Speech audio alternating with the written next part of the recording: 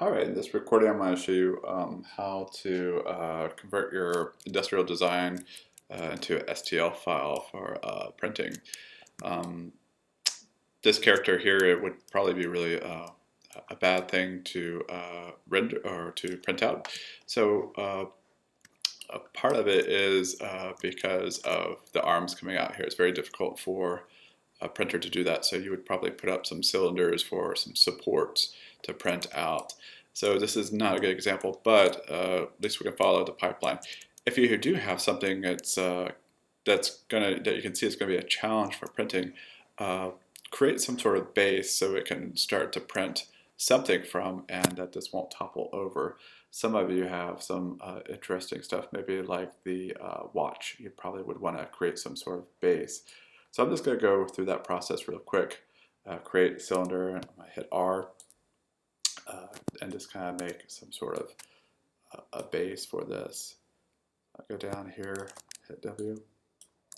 And what you want to do is just make sure all your parts to your character are somewhat touching something. So I'm just kind of coming up here high on the boots.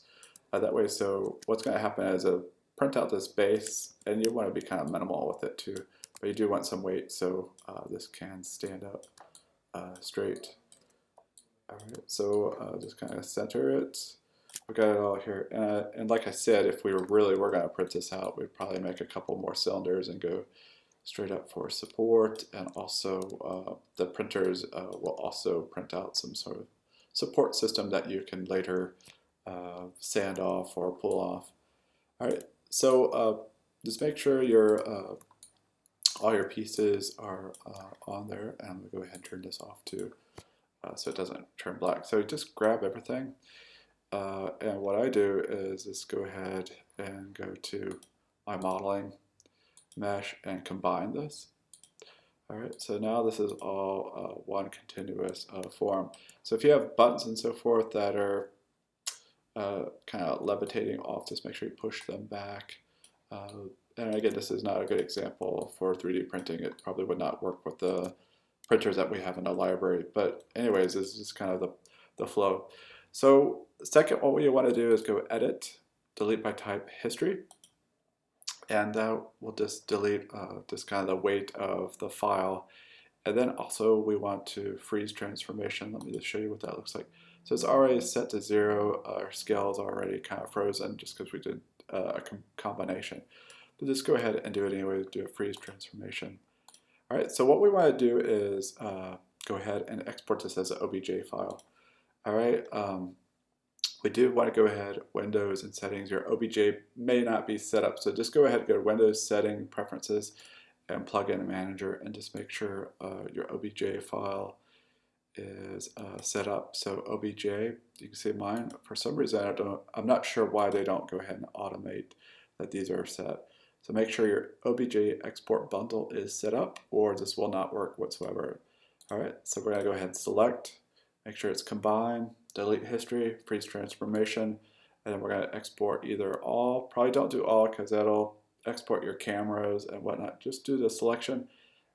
Make sure this is selected, and make sure it's object selection. All right, so we're gonna do selection, and make sure you save it to desktop. Right now it's going to document, so go to desktop.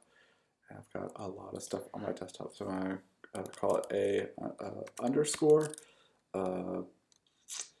agent. All right, so you're going to go ahead and go to object. Now if you don't see object, there is a scroll over here. Sometimes you won't see it, so make sure you scroll all the way to the bottom. Your object file will be down there. Go ahead and export selection. All right, so you're almost done.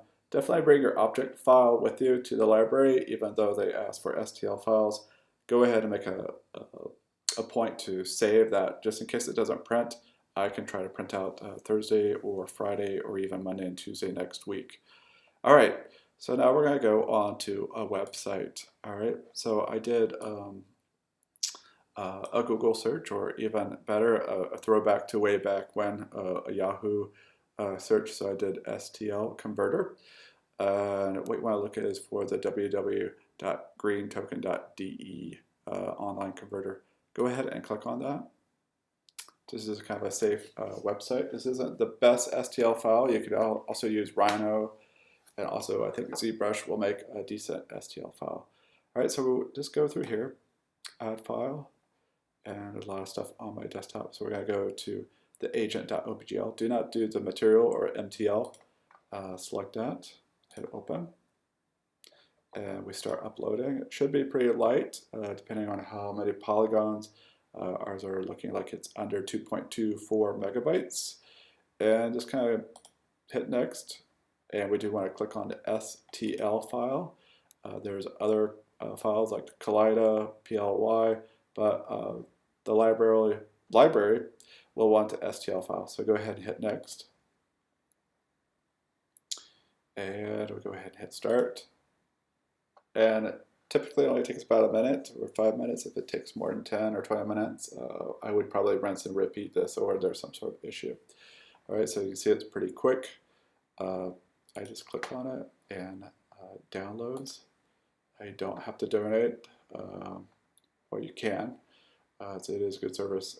So go ahead, click on that, and that is your STL file. So that should probably go in your documents, or just click and drag it on. You may have to do this on your local laptop versus the computers in a lab.